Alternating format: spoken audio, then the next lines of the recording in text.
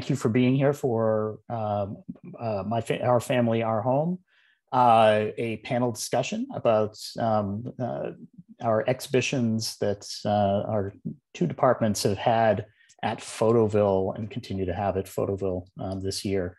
And specifically, just to give you a quick preview of those exhibitions. This is these exhibitions at Photoville, which is celebrating its 10th anniversary this year, are right here on Pier 3, and our two exhibitions by SVA Continuing Education is right on the center, but on the left, and then to the right is our exhibition for the MPS Digital Photography program, titled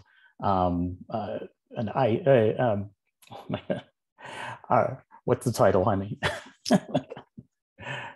The title is On Turning 10. On Turning 10, an I3 family album. Thank you. And so this is what we want to celebrate tonight and talk about. And so what we're very fortunate to have are the two curators for these exhibitions, as well as 4 of the artists from the two exhibitions. So we're very happy about that. What the schedule will be that we will hear both from the two curators first, and then the four artists who I'll be introducing in a second.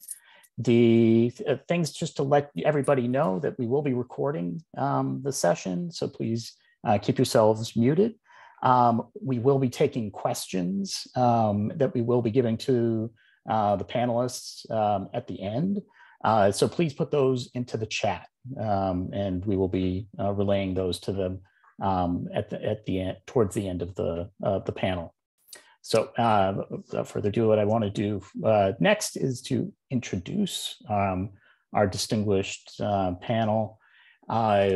And so, of course, the first, the curator of these years is Dr. Keren Moscovitch. Keren is a New York City-based multidisciplinary artist, scholar, educator, and curator. Her film, One More Way to Sink Into My Heart, celebrated its world premiere in 2019 in Sydney at the Sydney World Film Festival, where it won Best Documentary Feature. Keren received her PhD from the Institute for Doctoral Studies in the Visual Arts.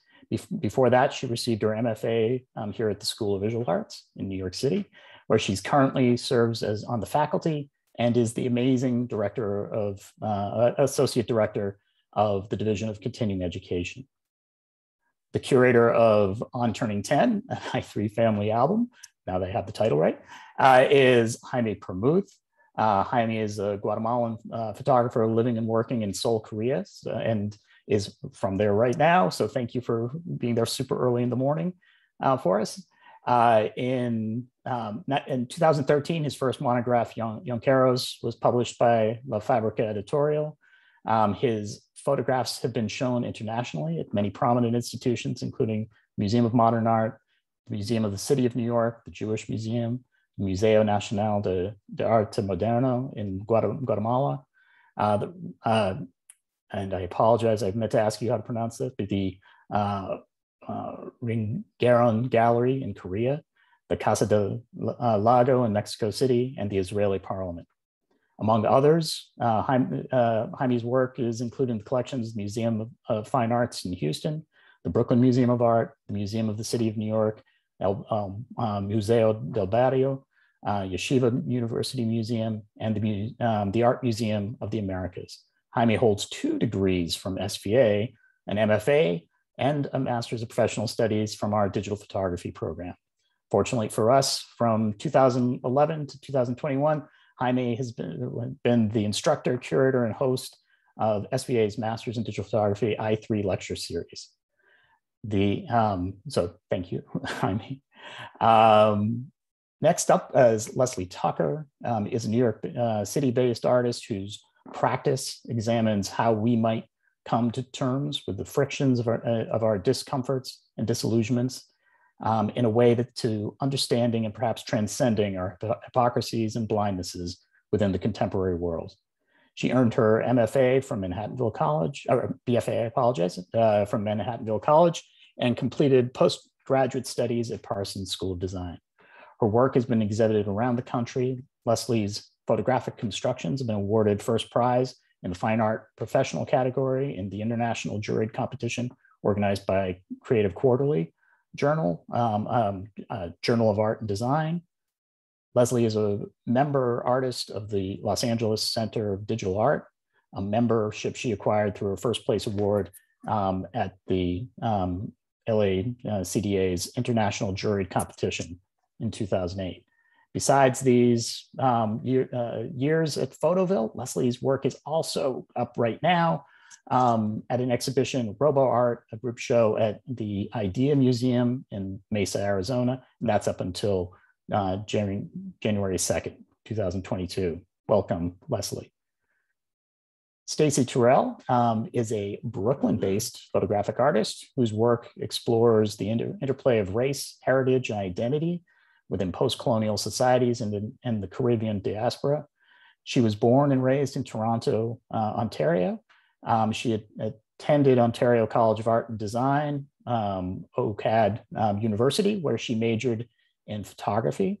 Her images have appeared in numerous publications and exhibitions at the Scottish National Gallery of Modern Art, the Royal Ontario Museum, the Red Line Museum in Colorado, the Power Plant Contemporary Art Gallery, and the Canadian Museum for Immigration and the Center for Photography at Woodstock.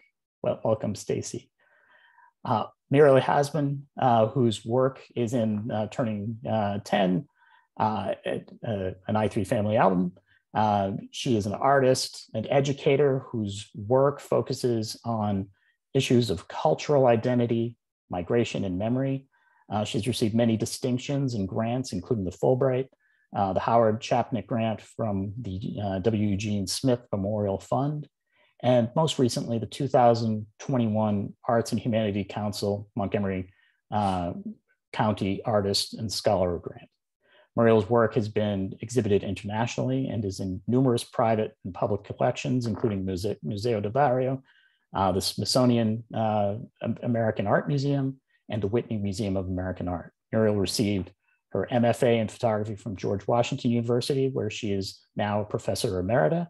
She has also taught at Rutgers University, Corcoran College of Art and Design, and in the program she founded and directs Labyrinto projects, which fosters contemporary art practice and social inclusion and dialogue in El Salvador, Central America, and its US diaspora. Thank you, Muriel, for being here. Finally, Jennifer McClure is a fine art photographer based in New York City. Her work, which is about longing, solitude, and an ambivalent yearning for connection, has been exhibited across the country and is featured in many publications, including Vogue, Nat Geo Travel, and The New Republic. Jennifer was a 2019 and 2017 Critical Mass Top 50 finalist, and twice received the Arthur Griffin Legacy Award from the Griffith Museum of Photography's Jord exhibitions.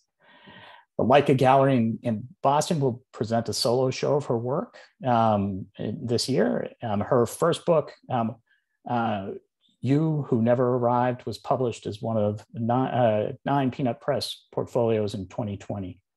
On a personal note, Jennifer has been an annual mid-project reviewer for our Masters in Digital Photography students' thesis work. Her supportive spirit, intelligence, and insights are deeply appreciated by all of us every year. So thank you for that, and thank you for being here, Jennifer. I'd like you all to help me welcome our distinguished panelists tonight. Thank you for being here.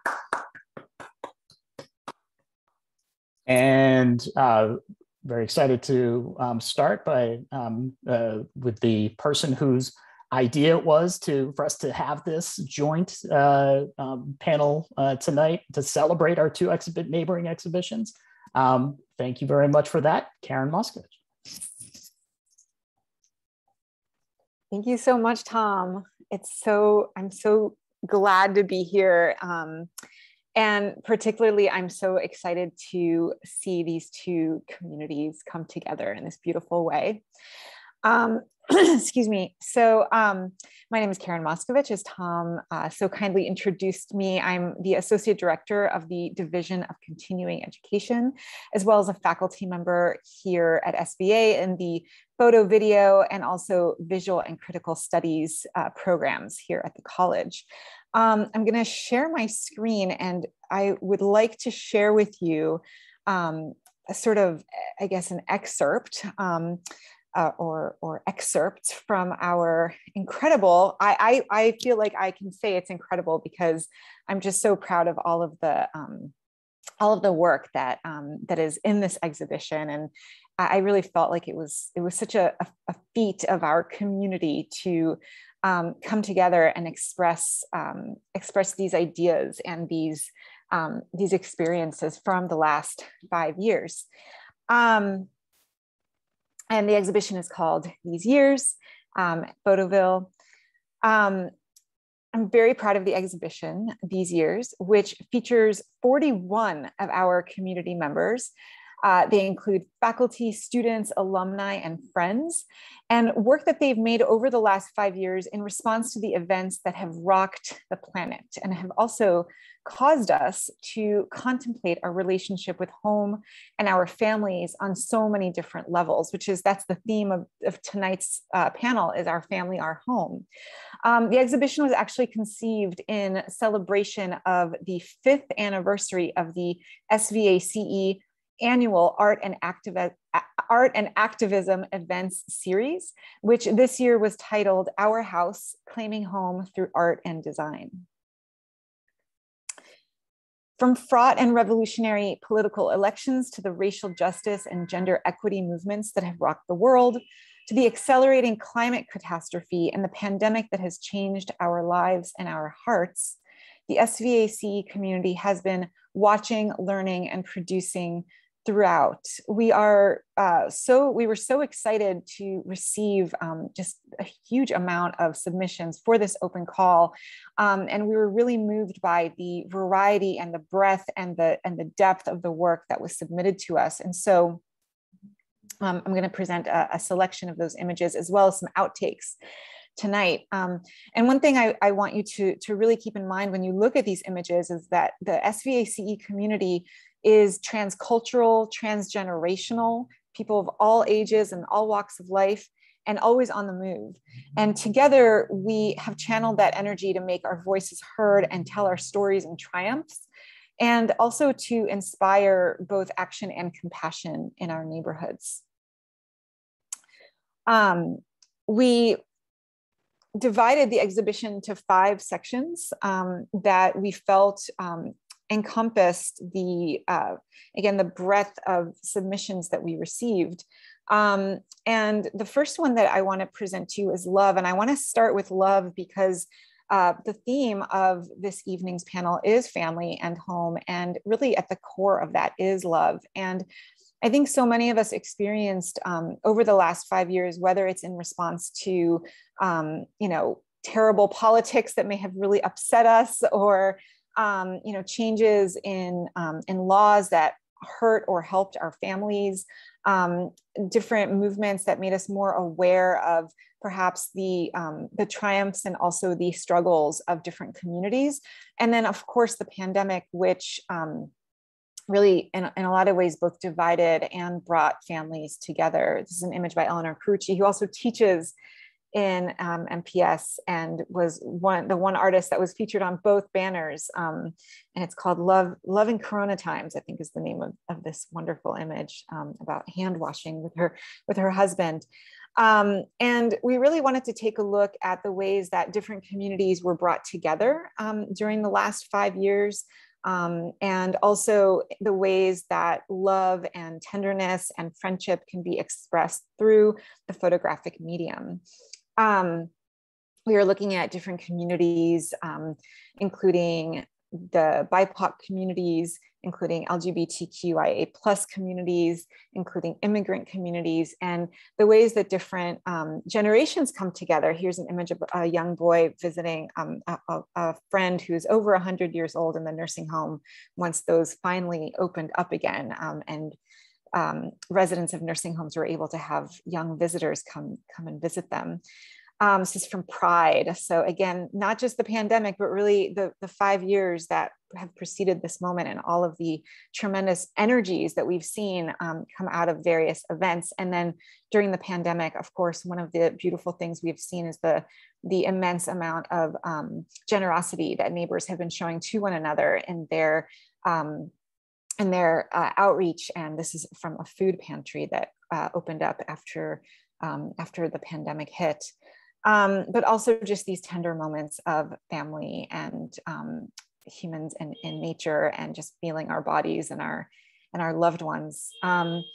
So we're seeing a lot of different expressions of love. And then we also experience a lot of expressions of loss. And we've all, I think, experienced some kind of loss during this time, during the time prior to the pandemic as well. This is actually an image of a performance. She's washing, Georgia Lala is washing medical garb, from COVID patients as well as medical workers.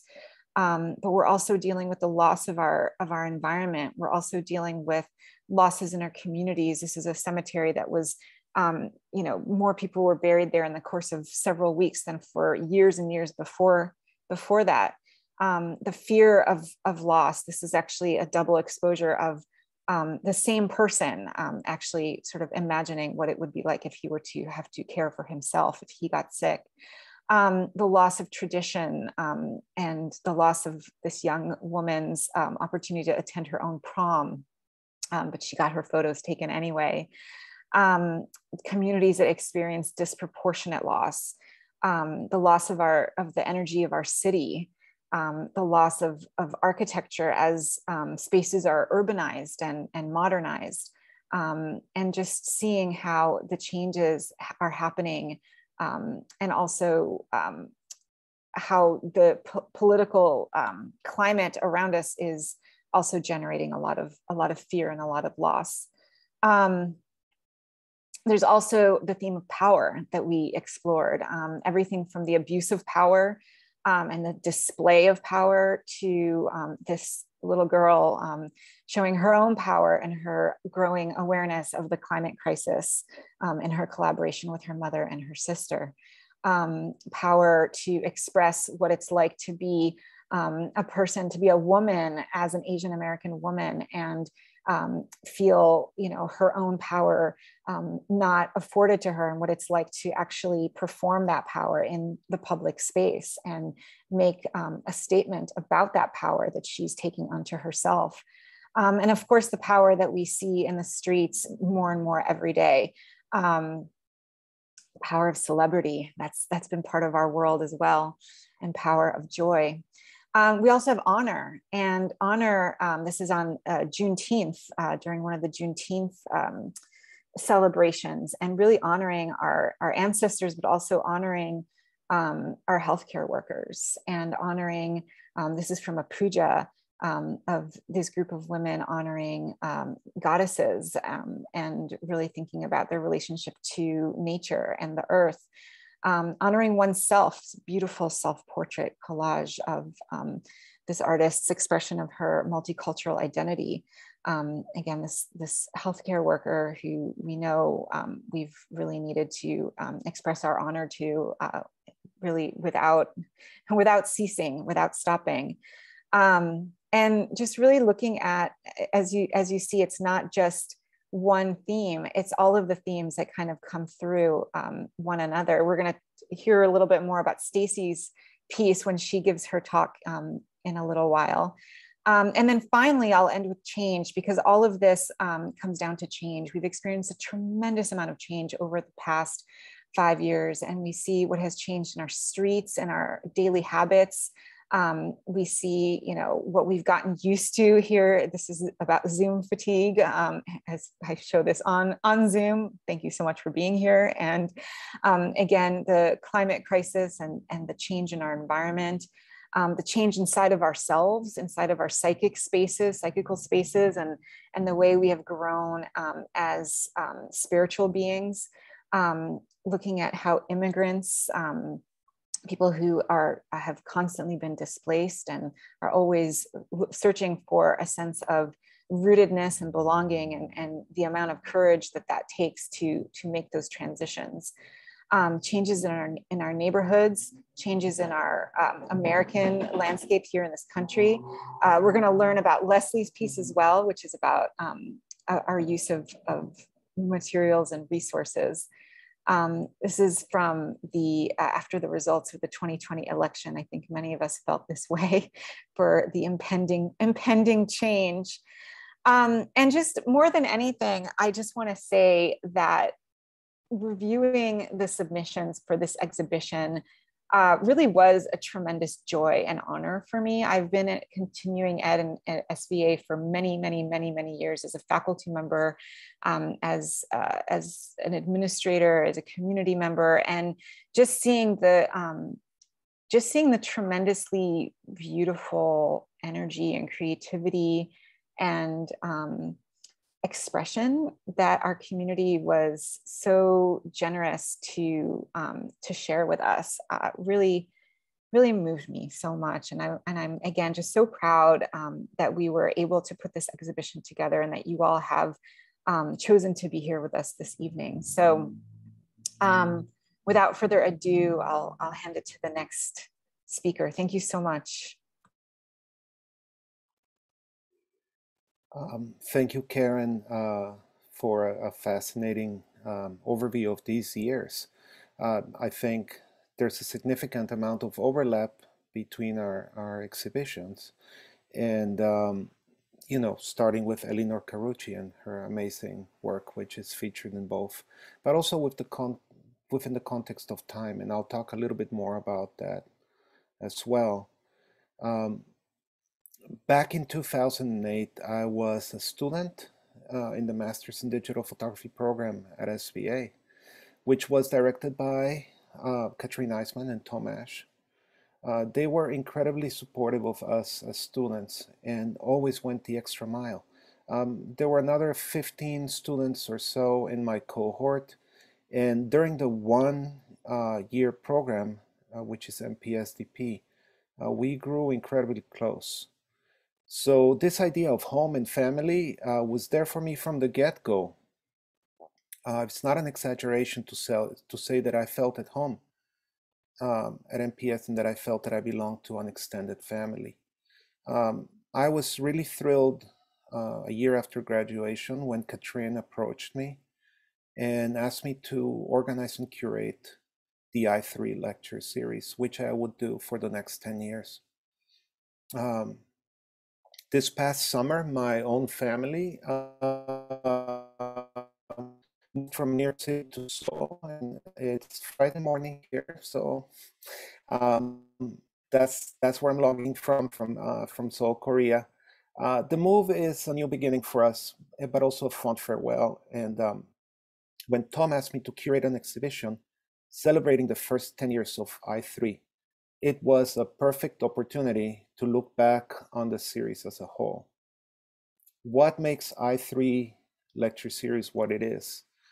Well, there's the 3 I's in the title: ideas, images, inspiration. One can think of photography primarily as an industry and a marketplace. And of course, we fully appreciate the importance of leadership and boldness of vision in the commercial arena. However, at SVA, we also tried to create a public forum that was guided by a commitment to inclusiveness, openness, and a belief in the importance of community. So how did I curate an exhibition about a lecture series that spans a decade, and which featured outstanding artists every 2 weeks? I mean, we had over 170 speakers at that point to choose from, and it was really daunting to even think about having a small selection from that really amazing pool of talent.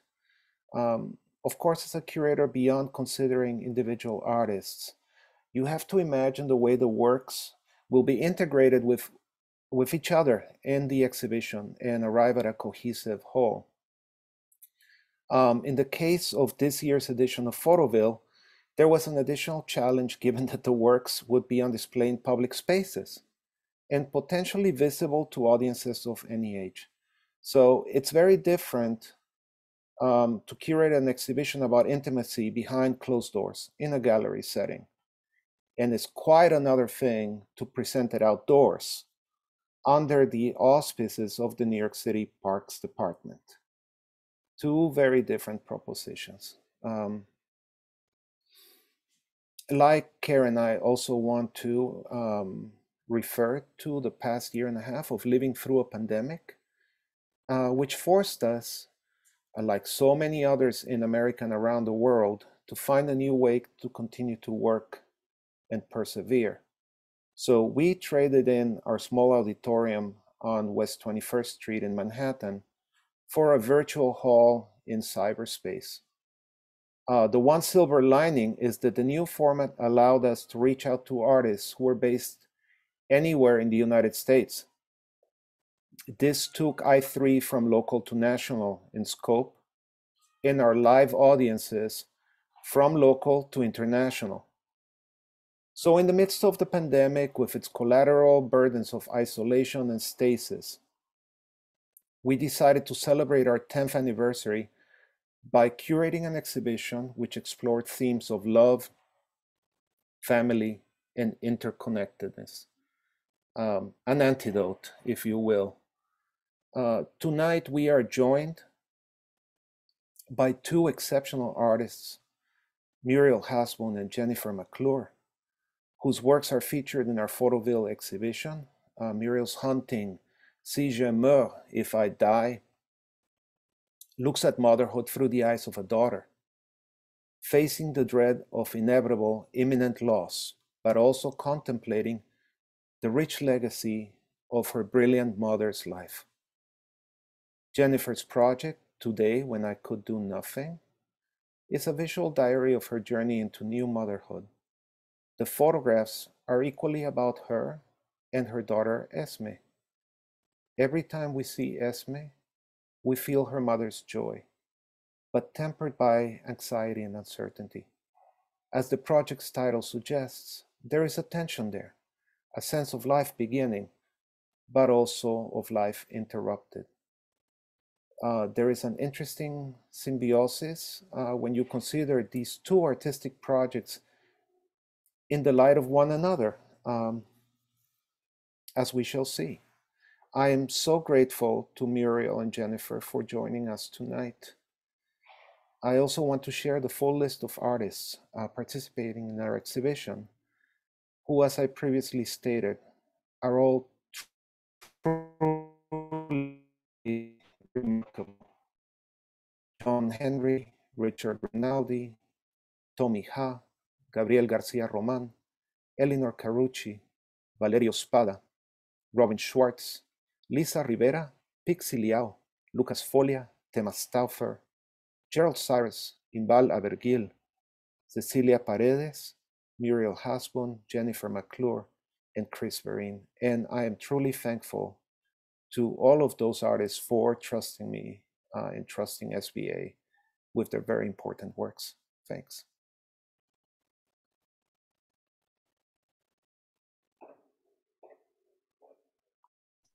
Thank you, Jaime, for and Keren for the rundown of those two beautiful exhibitions. I've been lucky enough to see them both in person, and they are really fantastic.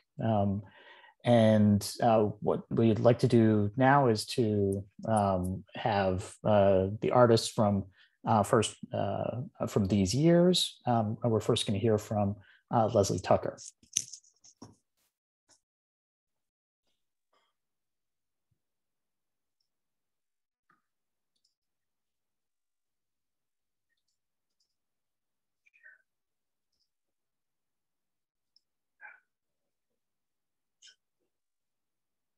Hello, everyone. My name is Leslie Tucker. I'm a New York-based full-time visual artist, and my photo art explores the social and personal costs of consumption. My practice is dedicated to a running commentary on the American dream, what we buy into, and those collective worldviews that may affect our behavior and our health. For this talk, I was asked to address the family and home theme from a socio-political perspective, whether it is colonialism and the inclusion and lack thereof of people of color and national dreams, or the ways that we interact with our constructed environments and how we both care for and harm our home planet. With that said, I want to share with all of you the best analogy I've ever heard about how white people wield their power without even noticing. It's like a white guy wandering through a crowded store, wearing a huge backpack, knocking things over every time he turns. Oops. The divisiveness of the 2008 presidential election sparked toxic carbs, my earliest work within my practice. Because governments issue stamps and because of their association with social and political realities, I thought the postage stamp a fitting idea for a body of work depicting socio-political themes. It was also the influence of Columbian issue stamps' gridded compositions that shaped a kind of cabinet of shelves and drawers, allowing specific placements for theme and subject. By composing elements in this way, the juxtaposition of the images on the outer border area, contrasting the center subject area, tells the story. Behind each slice of white bread, there is a portion of the text from the US Constitution. I slightly move and reposition that text within each postage stamp so that by the time our eye reaches the bottom right stamp, we lose we the people altogether. Guardian Class depicts a striking figure with a teacup turned upside down as a cap. Embedded deep within the folds of sumptuous robes lie symbols of past kingdoms who have wielded power, provoking a consideration of the means and justifications for power being held throughout the ages. Symbolism evoking colonialism and genocide are found scattered in the folds of rich fabric appointing this allegorical figure, bringing the darker sides of power and who it serves to the forefront. This work from my anthropology series demonstrates the range of our capacity to be alternately humane and inhumane.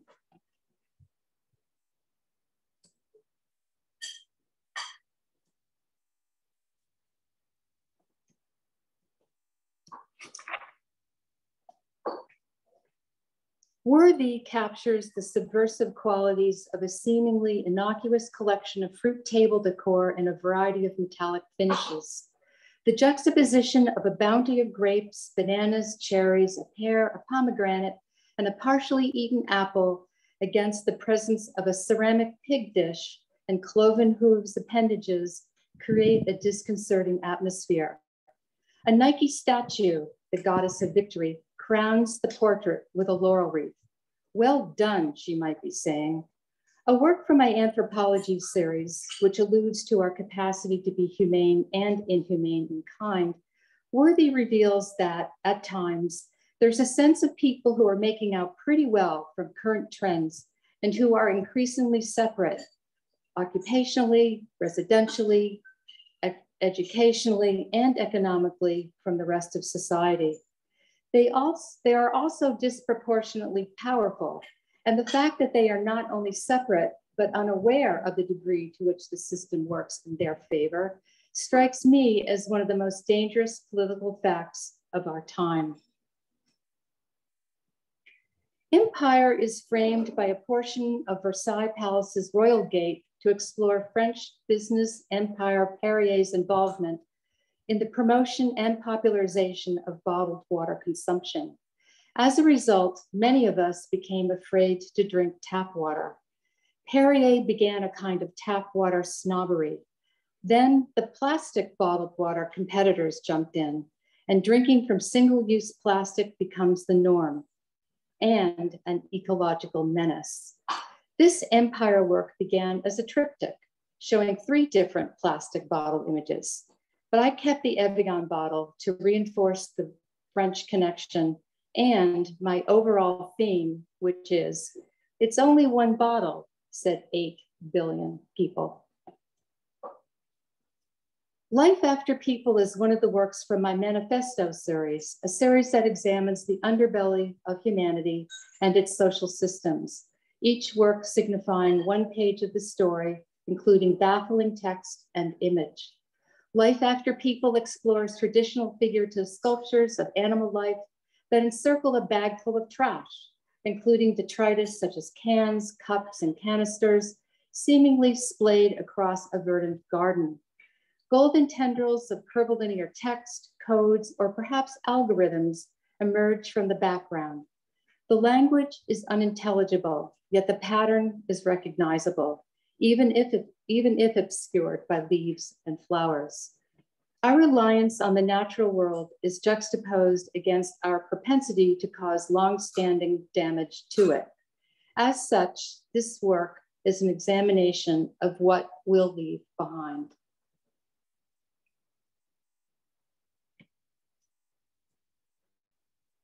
Weapon references ancient forms of natural weapons technology. This work is part of my Quandaries series, which depicts where nature and mythology meet technology and where past meets future. Weapon can contrast the beauty captured in 19th century landscape engravings with violent themes of weapons technology. Bone is one of nature's most durable materials and was employed as one of the earliest forms of weaponry. This serves as a potent reminder that as long as humanity has been in existence, the capacity for violence against others has persisted. Although technology has evolved, the bone remains a potent reminder that humanity is both the genesis for and the victim of our own capacity for weapons technology. Though the military-industrial complex can evolve new forms of war and subterfuge, weapon reminds us that despite the level of technology, the resulting damage from violence will always affect human anatomy. Weapon is an inquiry into civilization collapse, a new dark ages and a downshift in progress, post-climate change, post-electricity, and post-democracy. To envision a world where new systems emerge, new uses emerge, people forget how things work and what things are. The ultimate hidden truth of the world is that it is something we make and could just as easily make differently. Thank you.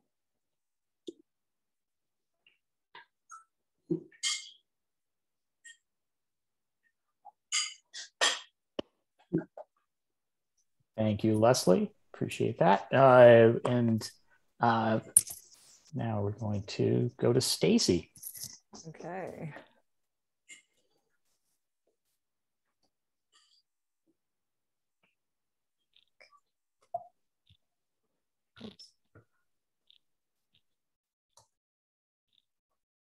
All right, so before I get started, I just want to sort of give a very brief introduction to just myself because it really anchors my work. So I was born and raised in Toronto, Canada, and I'm a first-generation Canadian, which means that I'm the first generation out of my family to be born there. Both my parents are from the island of Nevis, which is in the Leeward Islands, and it's about 38 miles square and has 11,000 people living there. Historically, it was a very important hub for the slave, cotton, and sugar trades in the 16th, 17th, and 18th centuries. And at one time, it was actually the headquarters for the Royal African Company was located there. So people had to come from other islands to go to its slave markets in order to purchase slaves and take them to islands like Barbados.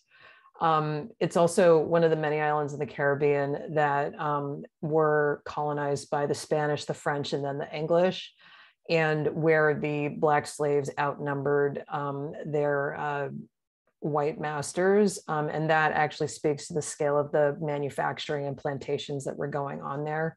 And also as a side note, Alexander Hamilton was born there and spent part of his childhood there.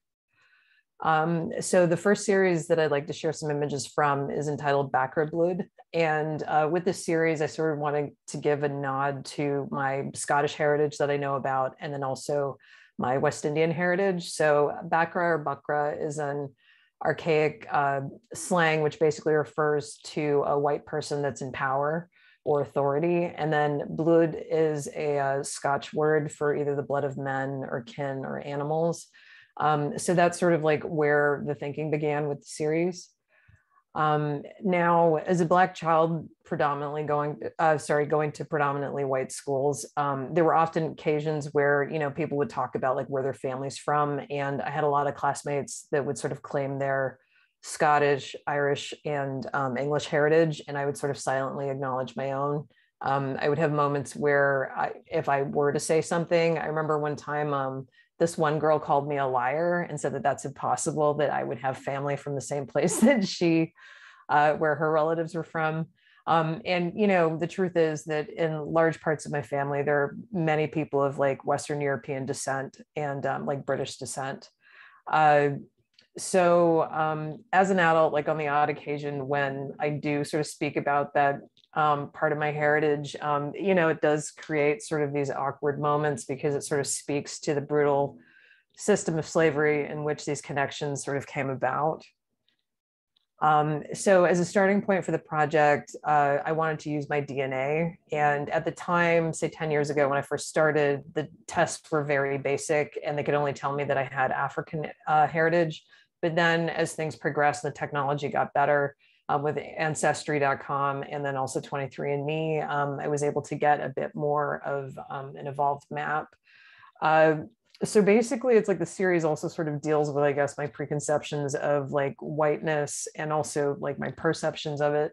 And also sort of the duality that's inherent in like a Eurocentric constructs that we find ourselves in dealing with whiteness and Blackness. And it sort of leaves very little room for the majority of people in post-colonial societies to sort of acknowledge the fact that a lot of us are sort of like these hybrids of the different cultures that sort of pass through.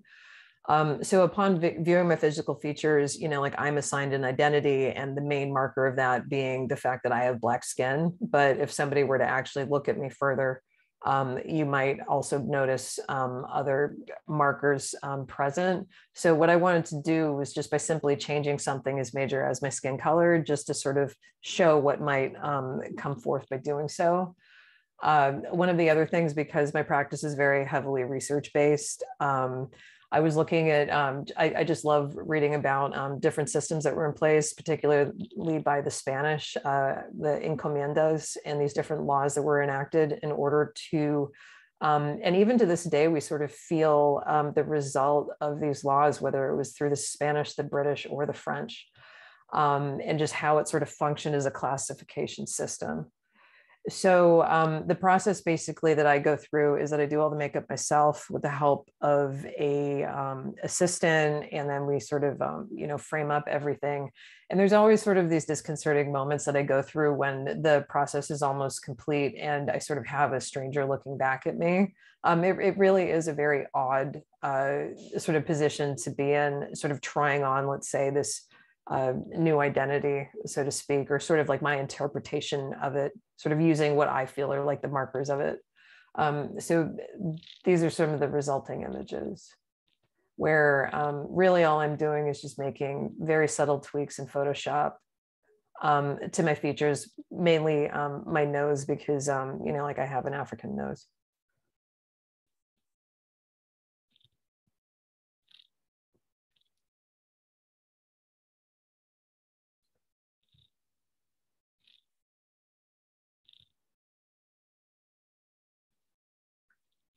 And then the next series that I'd like to show you images from, I called Pour la Victoire.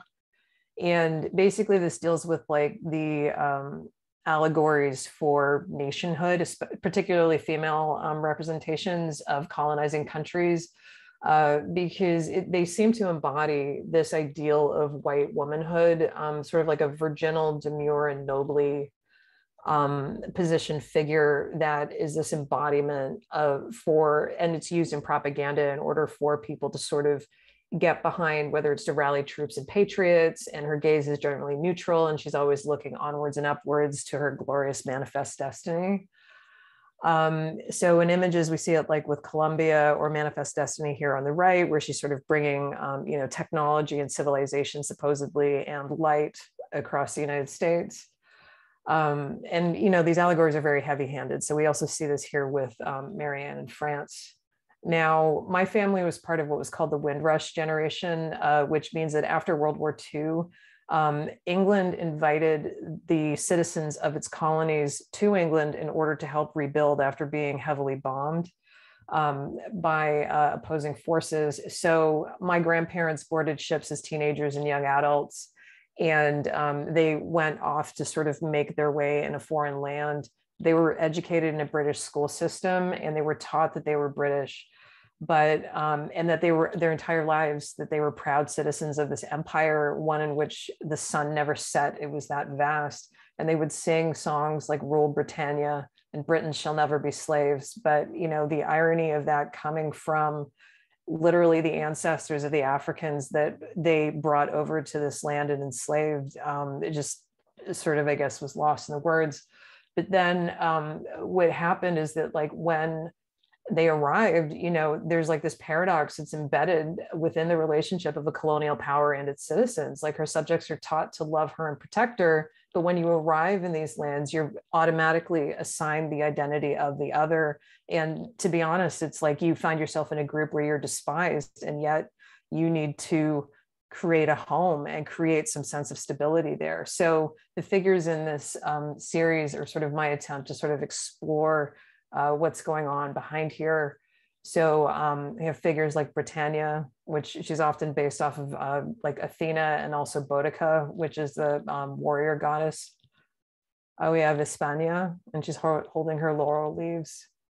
We have the Effigia, Portugal, the Stella d'Italia, Marianne, and the Dutch Maiden, and Canadiana, and then also Columbia.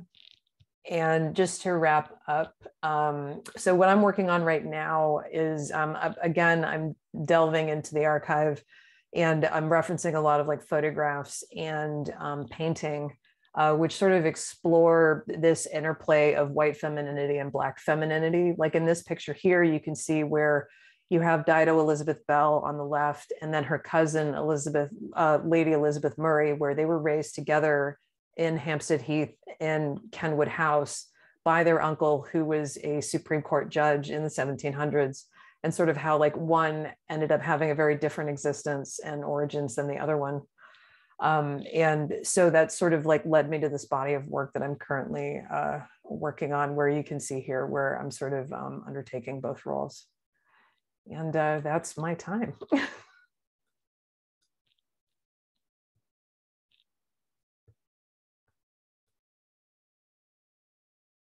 Sorry about that. Thank you, sis. Appreciate that. That's great. Next, we're going to hear from Muriel. Great. Thank you. Thank you for the invitation. And I'm really, really thrilled to be here, and amazing, amazing work just before amazing. So I guess I'll share my screen. We have very little time. So the title of this whole program today, Our Family, Our Home, is like incredibly well suited for me and for my work, because most of my work has to do with family and home, and like this idea of construction of home from the diaspora. I also am an immigrant to the United States. I have been here most of my life now, but I'm originally from El Salvador. And really, like the family has been for me the point upon which everything begins. And here you see a photo from the series Si Je Meurs. If I Die, which like Jaime said, I did as my mom was dying and also afterwards. So it's kind of like this really an idea of accompanying my mother through my own photographs and through the making of photographs. And at the same time, you know, kind of the whole process of grieving and trying to construct something that is close to that whole idea of how do we come close to saying goodbye at the same time that, you know, we also express all the love. And so this first photograph that you see also shows how the family photograph has been really important to my work. I have been obsessed by family photos since I was little. My father was an amateur photographer, and I would like look through all of the, you know, drawers to see like what kinds of pictures were there and how we, you know, what we looked like before, and all of that became really important to me. So here I project an image of us, the whole family, that my father made in the early 60s. And I projected onto the bench upon where we were sitting when he made that photograph back then. So it's kind of a way of bringing the past and the present together towards a new construction of family after my parents had passed away. So for me, like I said, you know, the photograph, the family photo is really, really poignant. I love the whole idea that light bouncing off of a person is what makes a photograph, and that at the same time that we know that that person was there, and so the presence is really important, it's once it's made as a photograph, it's already gone. And so that whole ambivalence and that point between those two, between, you know, that presence and absence is the place that I explore in trying to make my work. And so here's a photograph of my mother, Janine Janowski, and I'm holding it. And, you know, it's just, this is obviously after she died. And it's kind of like this idea of bringing the light back, you know, to find a particular closeness. And I love this quote in Camera Lucida, you know, that the photograph is sort of like this umbilical cord, that it brings us closer and that it still connects us. And I'm not going to go into a lot of the work that I've done before, but most of my work has, you know, tried to reconstruct this whole idea of family and many diasporas. My father's family is originally from Palestine, from Bethlehem. And they went to El Salvador at the beginning of World War I, escaping the Ottoman draft into the army. And my mother's family is Polish, French, and Jewish, and Holocaust survivors. And so through my work, I have explored this whole, you know, complexity and what I at one point called the irreconcilable of what it meant to be all those things at the same time, and then come to the United States and all of a sudden be seen as a Latina, where, you know, in El Salvador, I was not seen like that. So it's like the whole idea of being the other in a different place. And then what does that mean and how does that shift? But, you know, here in this body of work, I'm exploring kind of the intimacy of grief and the intimacy of that relationship between mother and child. And here's a photograph that I made of two photographs that I found that my dad had made when I was little, of my eye when I was small and my mother's. And so, you know, like joining those two visions and those two worldviews as they come together, and how I was informed and inspired by that, by her. So Si je meurs, if I die, the title itself came from a song that my mother sang out of the blue when she was sick. It's a French song. And I ended up recording it and used it in one of my videos that's called Scheherazade, or Performing the Archive, and you can find it on my website. But and you can hear her singing it. But, you know, it's basically this whole anticipation of like knowing that she was going to pass, but, not knowing how long it was going to be. And at the same time, becoming close and just trying to be there and present at the same time. And so I found that photographing was a way that I could be present at the same time that, we found a way of communicating throughout. So definitely, like, this whole series is an extended portrait. My mother also owned an art gallery during the Civil War in El Salvador. And so as when she was sick, I knew that her legacy was something that I was really interested in. I had been taking students to El Salvador and teaching a class about El Salvador and its art and culture, and my mother was always involved in that. And so I kind of knew that was going to become part of what I was going to do, because if I didn't do it, nobody else was going to talk about her legacy. And so through this work, this is sort of like the intimate kind of side about her, but obviously there's artworks that are also photographed in her house. And here is one that Jose Nicolas, who was a Spanish artist who lived most of his life in Guatemala, had made of her. So this is a portrait of my mother.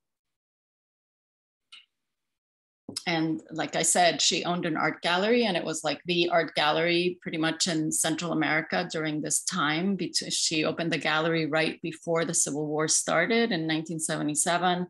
And the gallery was functioning till 2001. And it was really like the center of activity for, intellectuals and artists during this time that was like such a violent time in El Salvador. This was the entrance to the gallery. And through my photographs, I'm photographing what's in her house, but it's also what was in the gallery. And so this particular armoire had been in an exhibition that commemorated the encounter between Spain and the Americas, and for the 500-year anniversary. And this piece was by Moises Barrios, also Guatemalan, which was called El Altar de la Memoria. And here I photograph it in her house, because the armoire that Moises had used had now become, part of her furniture and part of the things that were in the house, storing other things. And so with this photograph, I'm kind of joining, the private and the public space together. Also alluding, obviously, to the colonialism and to the many wars, civil wars, that both Guatemala and El Salvador had suffered through.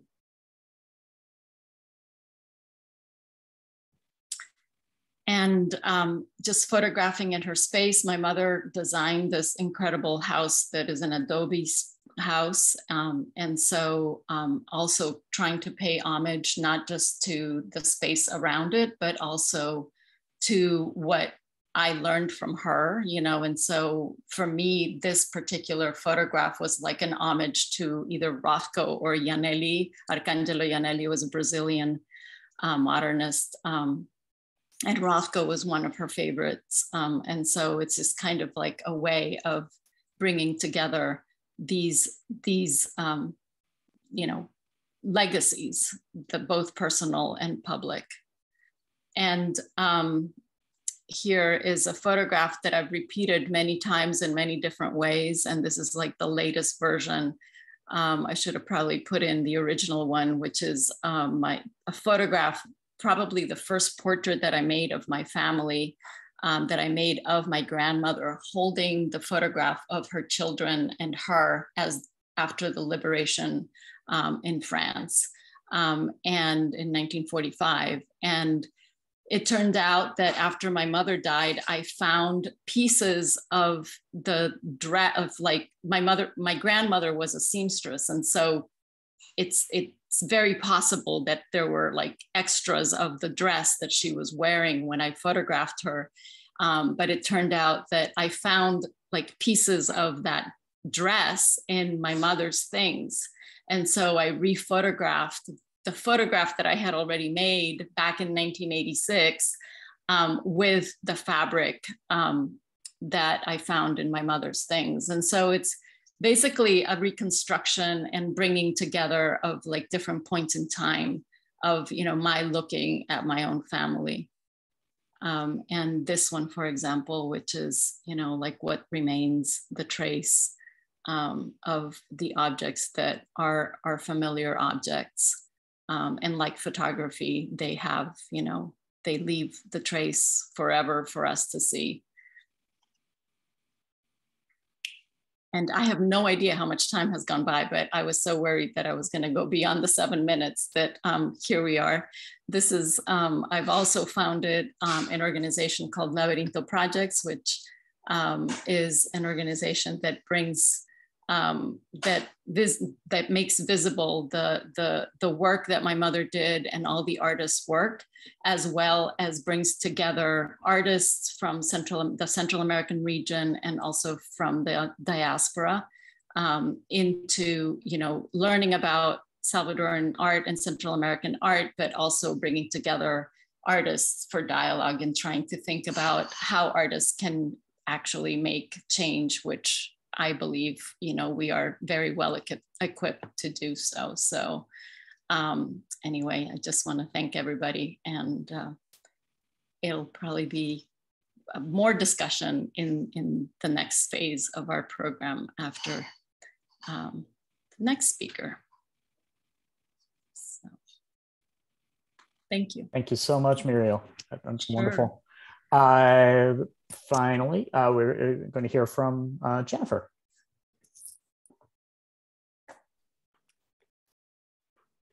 Okay, thank you, first of all, very, very much for having me. It's an honor to be in such great company. I'm very grateful. So I should start by saying that all the work I made prior to this was about not needing to have a family, not wanting to, about being great, being single, and loving my life the way it was. And because life is nothing if not funny, I got married and pregnant in very short order when I turned 45. And it was all very surprising, and I was so worried about losing this identity that I had worked, sorry, I went too fast, that I had worked so hard to create for myself. And so a lot of my pregnancy work was all about that, and just about the oddity and the enormity of the whole experience. And I didn't know it at the time, but this was probably the last time I would have any sort of control over the time I spent making photos, because then she arrived. And I had some complications from her birth, so I felt like I didn't really get started making photos for a while. And when I did, it was like I completely forgot how to take pictures. Everything is blurry. The whole first year is blurry, and I couldn't find the light to save my life. And I felt like we were just naked the whole first year. We were in the bedroom, or we were in the living room, or we were in the bathtub, and that's about all we did. And it was also very isolating, because I stayed home with her. My husband worked, and I left my restaurant job and just took care of her.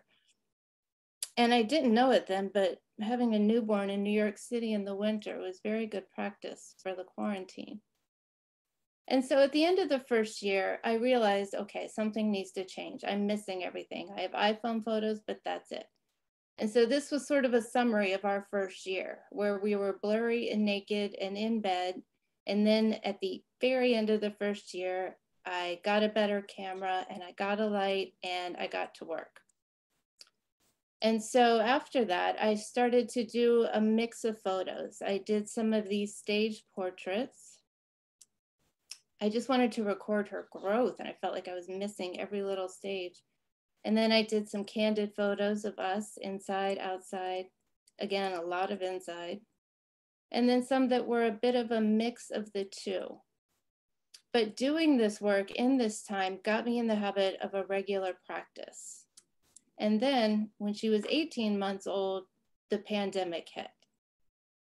And all of a sudden there was this family that I never expected to have, and honestly never knew that I wanted, but now there was a danger that it could all be taken away. And there was a lot of fear and a lot of anxiety. And I immediately started making pictures, and I did it every day because I felt like as long as I made a picture, I accomplished something. Because as we all know, in the beginning, everything just shut down entirely. And I also wanted to make sure I recorded the other moments besides the fear and anxiety, because we worked very hard to make sure that she didn't know that anything strange was going on. We tried our best to make sure she had fun, no matter what we were feeling. And my husband left the house, but she and I stayed indoors solidly for a good 6 weeks, I think. And I did some of these more stage portraits as well with some of the items of the pandemic that were so odd at the time and that she just thought were ridiculous. I mean, now, of course, all the toddlers are wearing their masks better than adults. But back then it was such a strange thing. And again, I just wanted to pay attention to the details. You know, I wanted to make sure we had proof in case anything happened to any one of us. I wanted there to be photographic proof that we had joy, that we loved each other.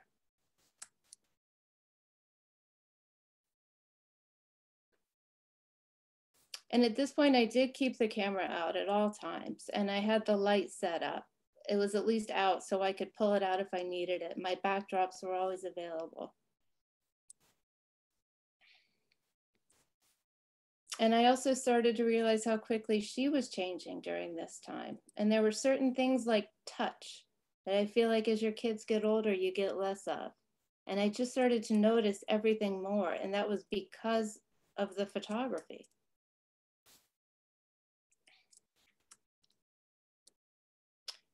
And then as the pandemic went on and on, I started to realize that, you know, this was about a year into it. And I started to think that a lot of the normal separation processes that happen for toddlers and for parents weren't really happening with us. And I started to notice that we were kind of all melding together. And so then I tried to photograph the separation and the need for some of us to get away and to have our own spaces and to do the things we needed to do and to become our own people again. I was certainly missing that. And we had great, great love for each other. That wasn't the point. But I mean, we've all spent a pandemic in very close quarters with other people. And I was trying so hard during that time to think of metaphors and to try and think in a different way about my photography for that second year, that I realized I was slowing myself down and that I was losing hold of some of the emotions that I really wanted to express. And I was missing moments. And so, and also I was spending almost every hour of every day with this kid. And there was just no white space in my head to sit back and conceptualize and to think of metaphors and to think bigger picture. And I finally just let go of all that. And I took it easy on myself. And I said, let's just go back to doing what worked in the beginning, which is documenting these everyday moments. And I'm trusting in the gods of photography that down the road, I'll be able to see that metaphors and concepts made their way in. But for now, I'm just back to really trying my best to slow down every now and then and make a portrait like this and keep my camera around again to take photos of her when I can. And I'm also realizing I'm missing a lot of the reality of this. Like I'm trying too hard to make a beautiful photo and sometimes they're not. And sometimes that can be a better photo than the one that I did conceptualize and set up. And I'm also realizing lately, I'm realizing that motherhood changes all the time. I mean, parenthood, fatherhood as well. And that as soon as you get the hang of one thing, it changes and you've got to pivot and learn something new. And that's what's happened with the entire photographic process since beginning shooting in a way where I can't plan everything out. I've got to change. I've got to grow. I've got to look at things differently. And the big thing I've learned in these past few months is that my daughter needs me to be present more than I need to make photos of her. And so the hardest part about photographing family and home these past few months has been realizing that the best thing I can do is put my camera down and be present. I would love to have more moments like these, but I also know that I need to be with her more than that. So I feel like I'm a little all over the place with these, but I also feel like that's kind of how it is to photograph your family and home in the moment. And that's it.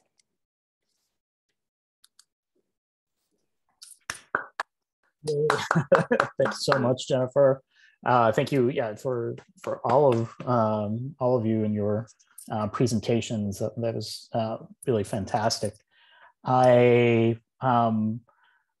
It's so fitting to what my first question was going to be, which is to all of you, and sort of, Jennifer, I think you've completely answered it within your presentation. Is how has your practice and the pandemic been affected positively, negatively through the pandemic and these times, as Keren's exhibit is so well titled.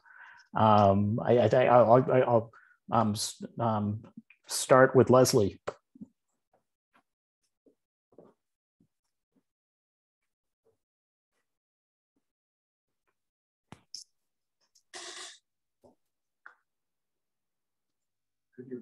Could you repeat the question? I'm sorry. He's on mute. We're on mute.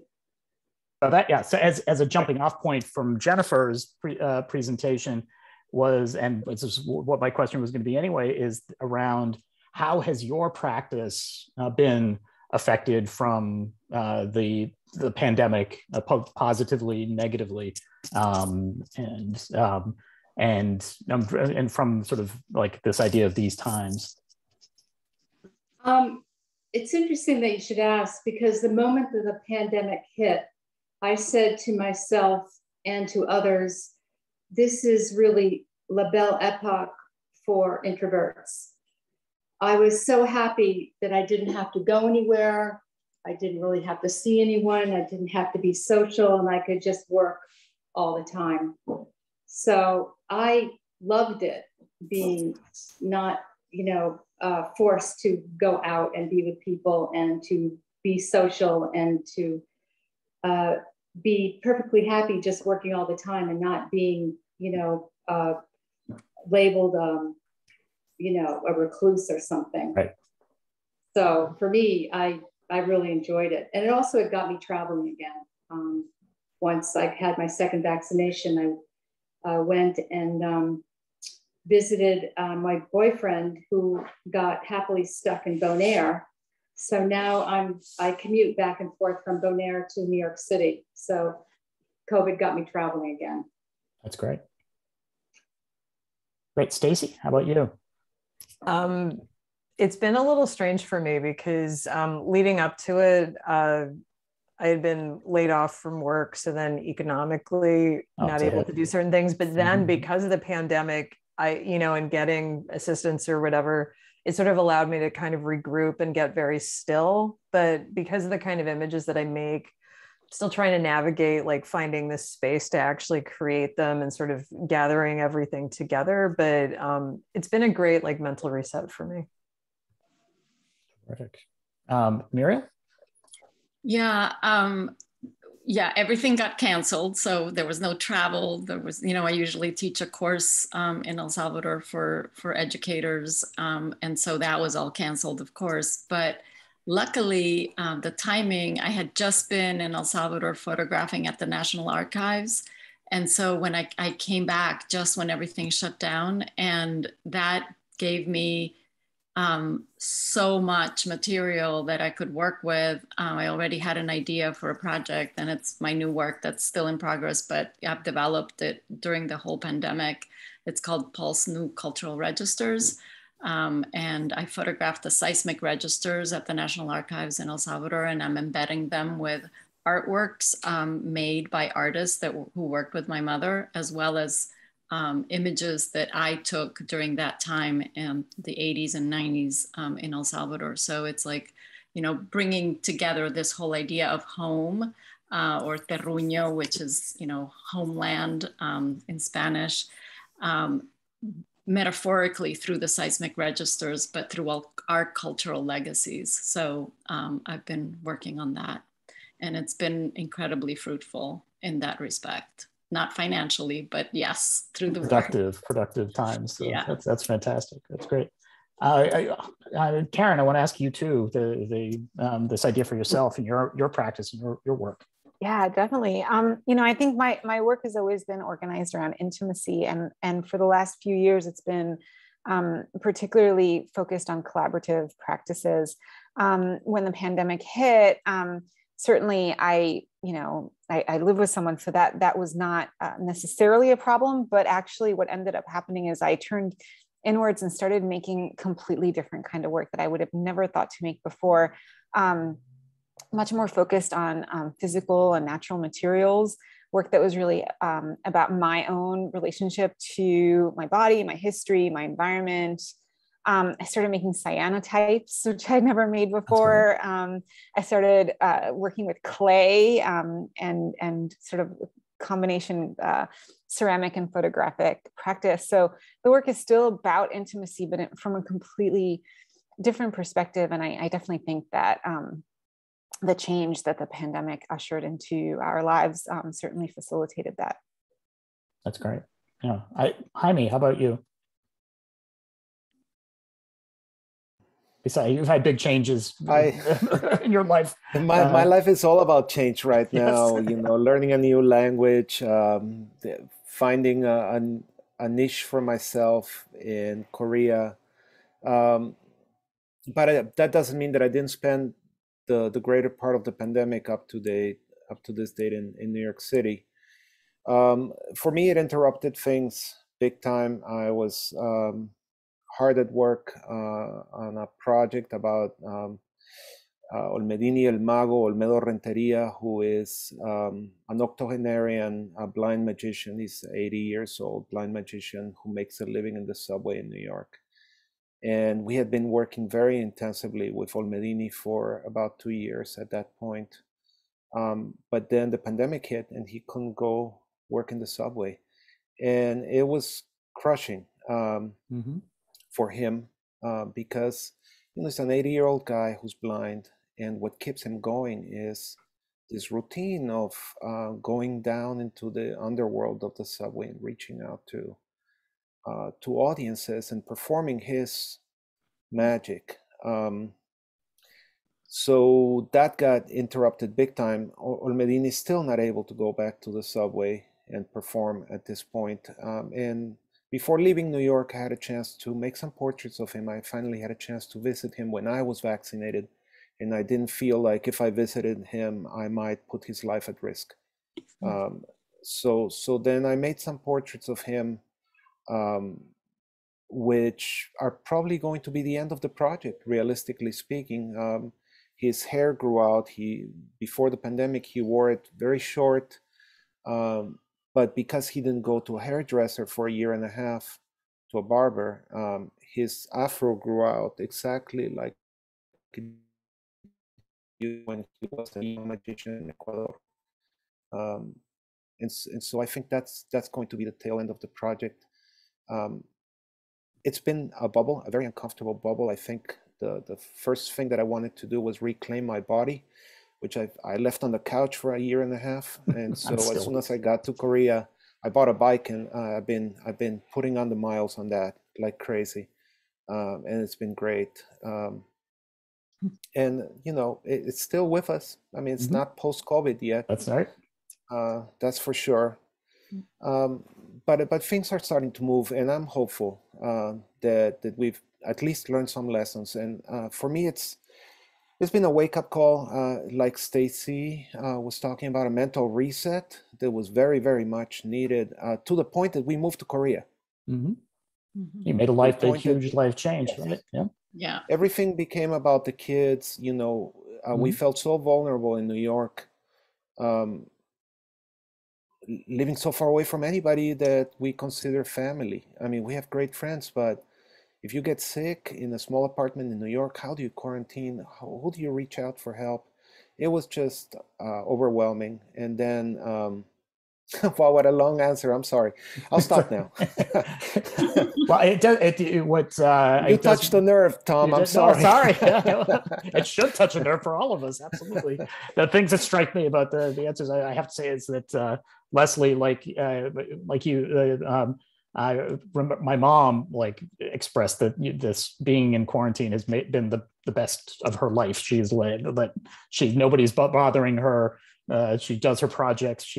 Nobody's expecting her to be social and go out. So I think that sort of blessing to it, to having these points of productivity and being able to do things with focus that you sometimes don't, and to really having the personal struggle, and kind of going with that too, I think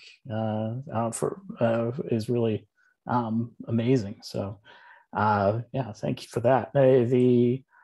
My other question that I really wanted, and this is one point that I want to make, if you're interested in seeing that photo of Omodini that Jaime mentioned, he was the first I3 lecturer, the first person to be a second I3 lecturer for us on September 12th, I believe, and that lecture is up on YouTube, and you can watch that now. So so my little bit of a plug for that. As well. So and Jennifer, I didn't give you a chance to answer that because I thought your whole presentation really spoke to it perfectly. So, but I'm going to ask you first to answer this question. It's sort of one that you're used to a little bit from me, is both in continuing education and undergrad and grad students, they're all about trying to how to tackle these personal projects and to just start them, to begin them, to decide what to do, and that evolution. Just if you can just give, what advice would you give to people who, as they're starting whatever project it is that they're doing, that you would hope to get from other people? So Jennifer, I'll start with you. Yeah. So advice you'd give to people starting a photographic or artistic or personal project. No, I hear it a lot because I teach a class on how to use your personal life. Mm-hmm. And I think the hardest part is expecting the first project that you do to be the end all and the be all. And I think sometimes when it comes to making really personal work, you've got to kind of dip your toe in the water first, and then kind of slowly make your way down to the deep end. I mean, some people are able to go there immediately, but I feel like that's not necessarily the norm. And I've got at least 6 or 7 personal projects prior to the ones that are even on my website, which have more before this. And so I think it just becomes a practice. And I think the more you do it, the easier it gets. You know, the first time, like, you know, for instance, you show your naked body on a screen somewhere, you cringe and it's awful. And now, you know, whatever. It doesn't really matter. And that's sort of how it is with some of this personal stuff. The first time you tell somebody that just is one of your awful, horrible secrets, or something you really care about, and or whatever it is, or some part of your story, it's awful the first time.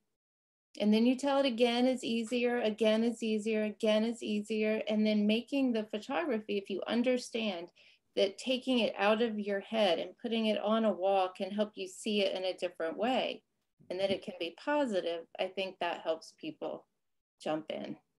Absolutely. Yeah. No, they're just doing it. Do the work. Make pictures, for good or for bad, and just do the work and let it speak. Yeah, that's great. Yeah. Leslie, how about you? You're already not muted. You're good. Well, I'm speaking into my iPad. Oh, right. I'm not really a photographer. I work as a photo compositor. I compose images that I find and put them together to make works.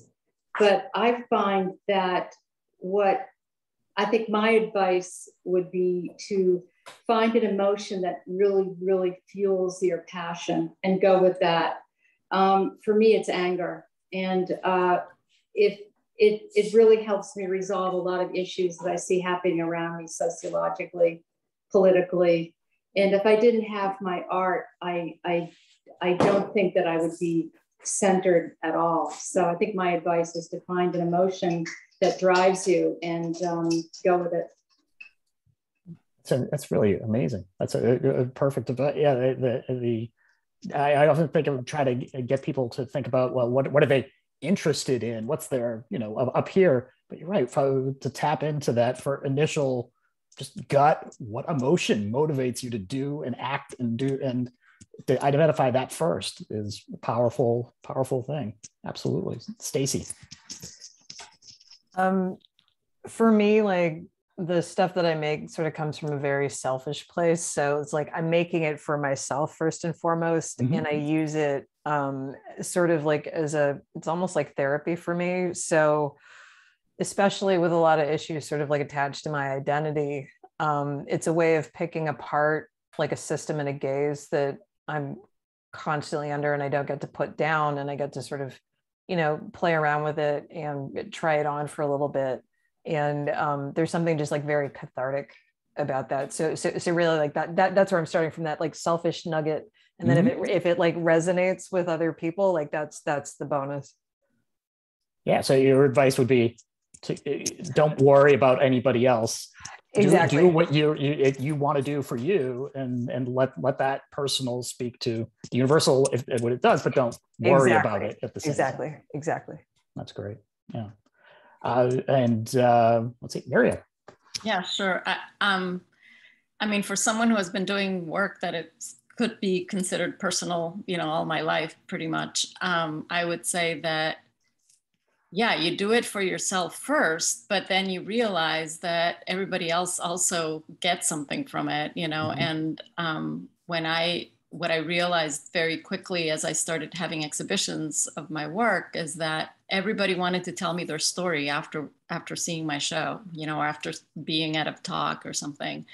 And so it gave me the courage to continue doing it, because I realized that, what was personal was actually collective, it was about all of us, and that we each had a story to tell, and that, everybody wants to tell their story in some way or find a way to tell their story.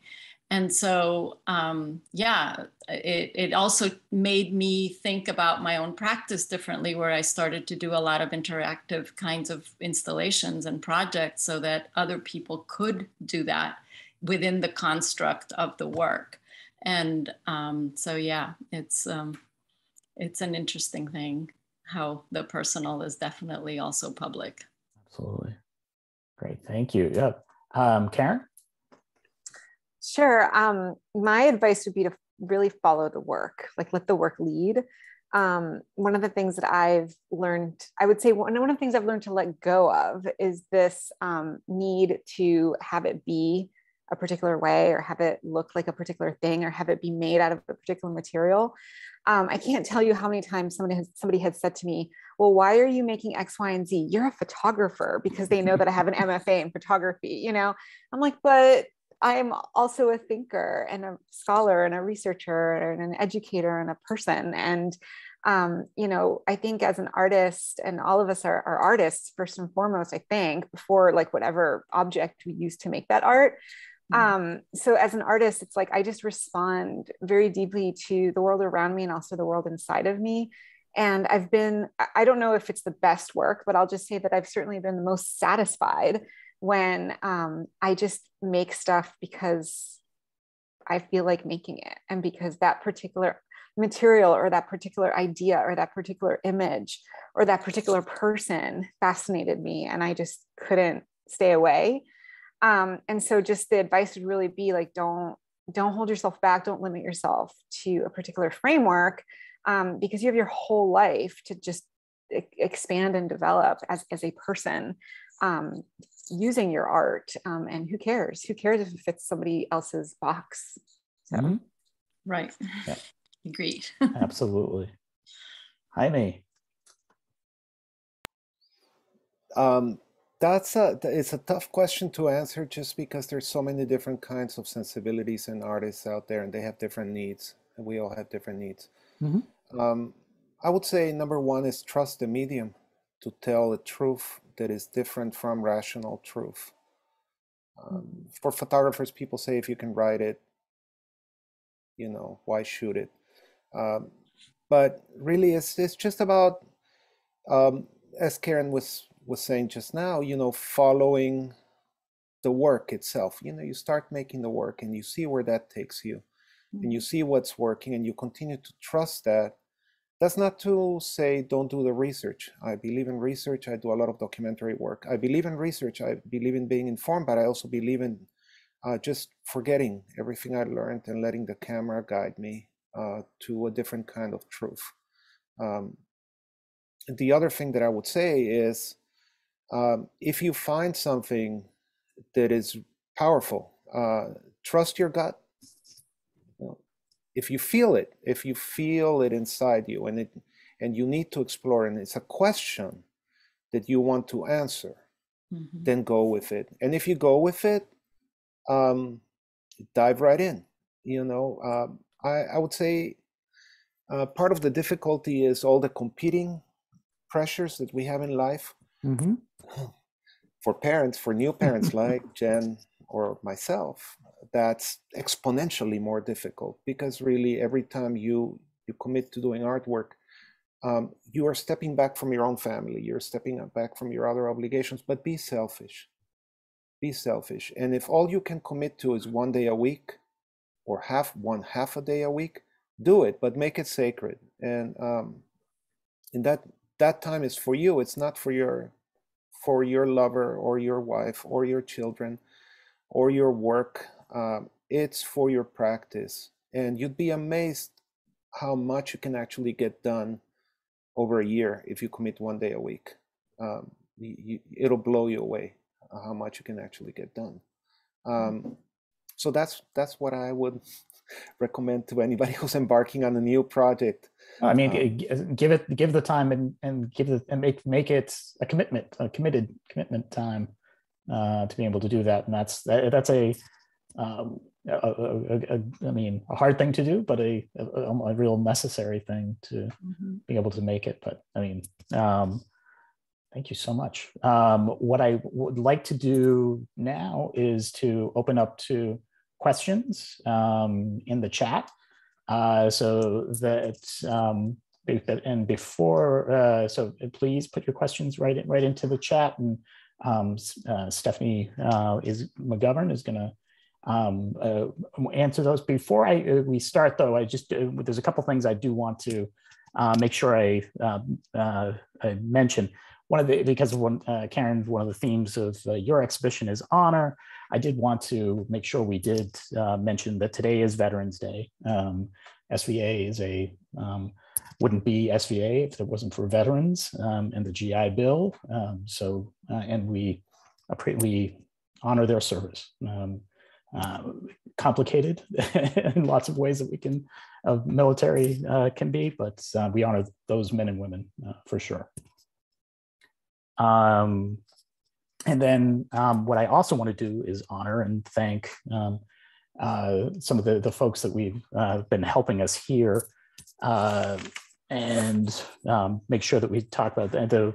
So Mika Lopez, Nivea, and Stephanie from Continuing Education, who are helping manage everything.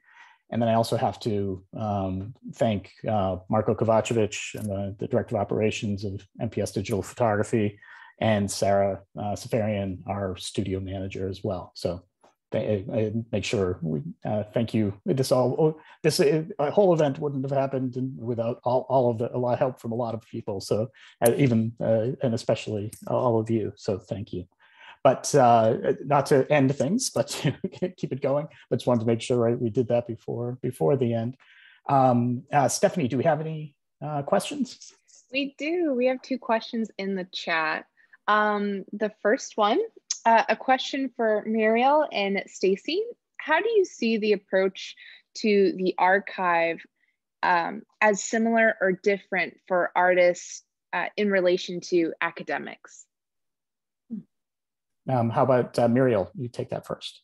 Sure. Well, I think that I mean, at least for me, I can't generalize because I don't know how all artists work. But I would say that for me, the research part of diving into the archive is actually important and probably the same for an academic. I want to learn from the archive.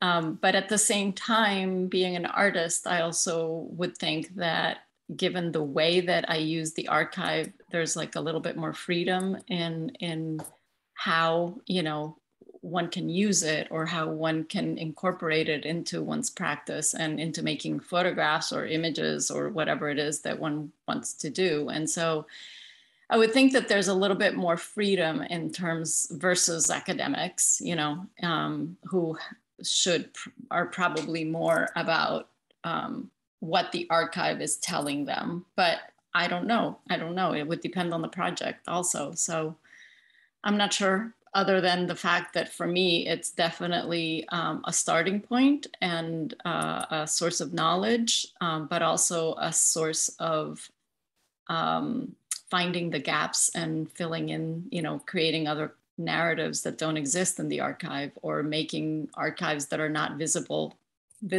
So it's kind of like finding different ways of using it, using the information that's there. And then if it's not there, then making it kind of like, Making it come forward. Yeah. That's great. Stacy? Yeah, so like jumping off from that, it's like an academic for the most part, I would think, has to default to assuming that the archive is actually correct or an accurate record of the truth. And I feel that like as an artist, it's like you can sort of dive into it and then also question it, because to be honest, it's like when you even look at historical photographs, like a lot of them are framed in a very particular way.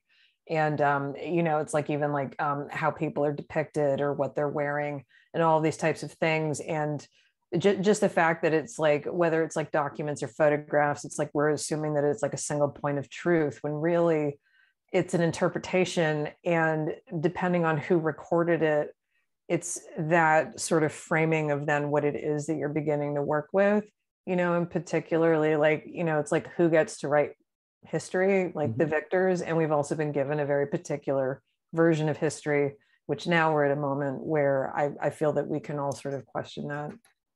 Mm-hmm. That's great. Thank you. So any other question? We have one more. So to all participants, to all panelists, who are your biggest influences when creating work? How do you feel your work post-COVID will change what you do? Will you create work differently? Let's see. I'm going to go my usual order. I'm going to go with Leslie first. My influences is probably not a person, but a time and artifacts, which would be illuminated manuscripts and various documents that sort of portray an earlier time. And I like to pair the old with the new, and then I inject contemporary, modern types of objects in with illuminated manuscripts kind of feel. So that would be my influence. I'm inspired by many different artists like Jenny Holzer and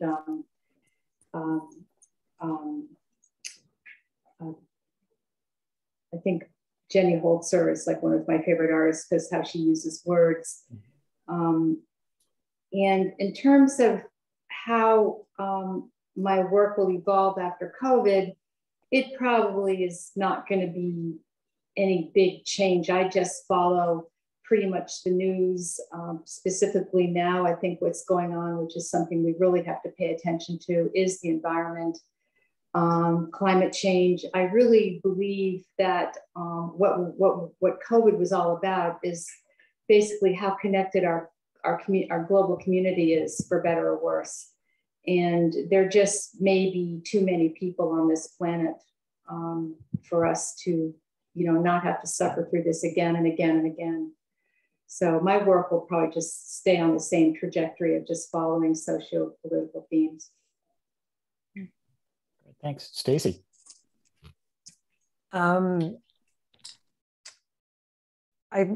in terms of like influences, like I draw from so many different sources. So whether it's like sculpture or like historical texts and paintings, or sort of like documents and things like that, as well as like my own sort of personal things. But then I think in terms of working, it's like not really much has changed, because also there's been a bit of a gap in terms of how I work, but then also the fact that really it's just me and an assistant. So it's actually easier to sort of control that environment because what I'm doing is very contrived. So for me personally, like it's basically the same. Right. Miriam? Yeah, so I'm very influenced by literature, by poetry specifically. And so, like the people like Marcel Proust or Borges or surrealist poets, and just kind of like specifically like the way that metaphors are made and, created in the literary, in literary works, but specifically related to like synesthesia and the coming together of many senses in photography has been very influential to me, because that's how I think I construct my photographs. I try to allude to other senses other than the visual only.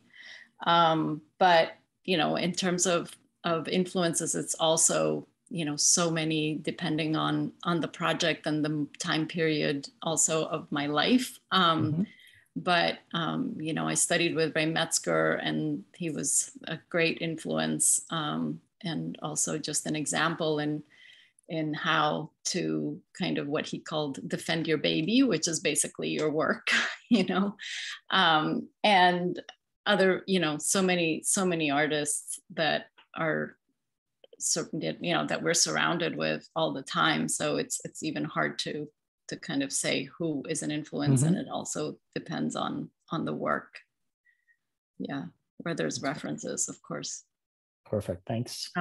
Yeah, in terms of like whether it's changed, the pandemic has definitely changed how I see myself and how I see my work. Just because, like everybody has said, it kind of made me reset or rethink a lot of things and like what was my priority. And so it's definitely focused my attention on what's important, which, is really, I think for most of us, it has done that. Definitely. That's great. Jennifer.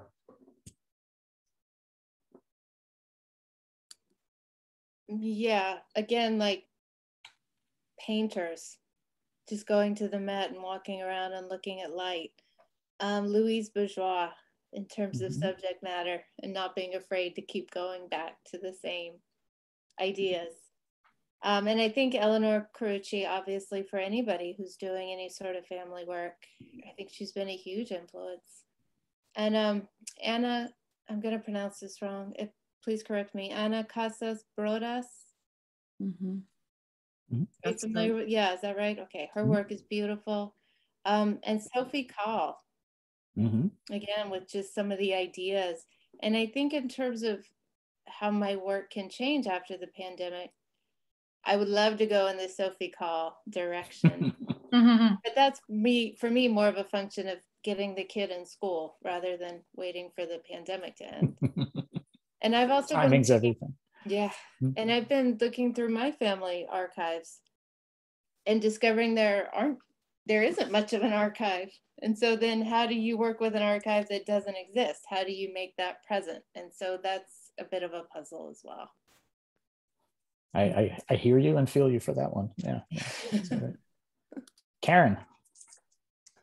So I've been fortunate enough to teach for the last 15 years. I've had, hundreds, maybe thousands of students at this point, and everything from like first year freshmen to seniors completing their thesis to graduate students to continuing ed students at all moments of their lives. And I have to say that I could tell you all my favorite artists and people I'm looking at, but really, I think I'm really fueled and frankly, directly influenced by my students, both on a very direct level in terms of what they're doing. And I think students are really, they're always on the cusp of something. They're always like, they're fresh, they're raw, they're not sure what they're doing, but they're really going for it. And they're also in touch with contemporary ideas, I think, in a way that people who are further along maybe sometimes forget or don't care about as much. And so for me, teaching is a real vital way to stay engaged and to stay in motion. On the flip side, to answer the other part of the question, I've also been a New Yorker for 21 years. I am always surrounded by people all the time, constantly. I've tended to be very social in my time in New York. And then combination of writing my dissertation, which I graduated literally right before the pandemic hit. And then the pandemic, I sort of feel like I was in isolation for years, kind of like self-imposed and then externally imposed. And then I got really used to it. But I'm also kind of a slow worker. Like my projects, they just need time and I can't force them. Like I'm just not one of those people that can do the every 2-year solo show thing. It'd be more like, okay, every 5 years. But I think for me, what happened over the last few years is that that sort of detachment from the constant socialization and constant contact and movement and being around other people. And then the pandemic was such an extreme opportunity to just like sit with myself. I was working on Zoom teaching, but there's something different about it. And then my partner and I were spending a lot of time in rural Virginia and just like being out of the city, being away from the sirens, being away from the screaming outside my window, being away from all of the invitations, to come and sit on a bench, even when everyone is isolated. Like it's just, it's never ending. And I'm really grateful for it, but I'm also really grateful for the kind of the other opportunity which came about, which was to just finally, after 21 years, maybe after my whole life, to have a moment to just like listen to my own thoughts and like take a minute and just be like, what's actually happening in there? So for me, I think that the project that I started maybe a year ago is going to take a few years to mature and to germinate and to become something. And it definitely came out of this time period and this huge monumental shift in just being. Jaime. Well, two parts to my answer. One part is community and inspiration, which several people talked about. New York City is a mecca for art and photography, and I miss it just about every day. As much as Seoul is energizing and vibrant and wonderful in its own right, I do miss my New York City friends and colleagues, the community of it. Taking it back to I3, I was so lucky to curate a lecture series that brought me in touch, in close proximity to industry leaders every 2 weeks, featuring another artist whose practice, and not only artists, also other people in the industry. We've featured curators and art directors and all kinds of niche photographic industry personalities. But the thing they have in common is that it's a success story in their own right. And so if you ever wanted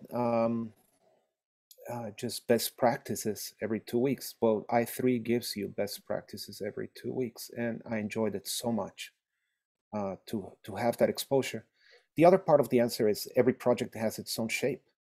And so when I'm doing a project, I look at the work of other colleagues along the same lines, because it's very important to be informed, and it's very important to be in dialogue with.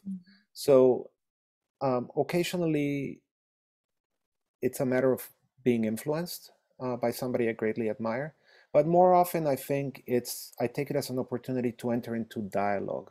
And I think that's the bigger part of artistic tradition, is that it's our responsibility to acknowledge the people who came before us, and to continue the conversation. We're building on what they built. So to carry that dialogue through and forth, assimilate it and then translate, or moving it on to the next logical stage of the conversation, I think is very important.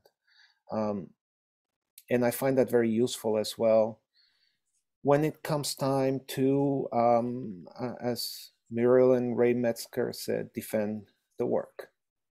So why are you doing this work? Well, I'm not the first person to actually engage in this line of inquiry. I'm relating to this and this and this, and my own contribution, I see it as this. So that would be my answer. A great one. That's a great answer, and it's a great cap to our evening. I have to thank all of you, Leslie, Stacy, Muriel, Jennifer, Keren, and Jaime.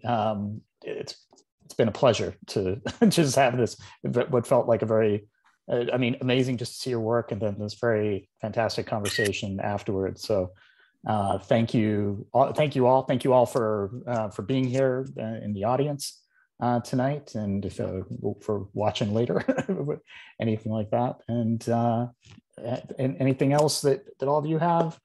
Otherwise, I'd say good night. I just want to thank you, Tom, as well, for hosting and for creating the space. You're welcome. My pleasure. Absolutely. Yes, thank you. Thank you. Thank you so much. It's been great to get to know everybody else's work as well. So thank you. Agreed. Yeah. Likewise.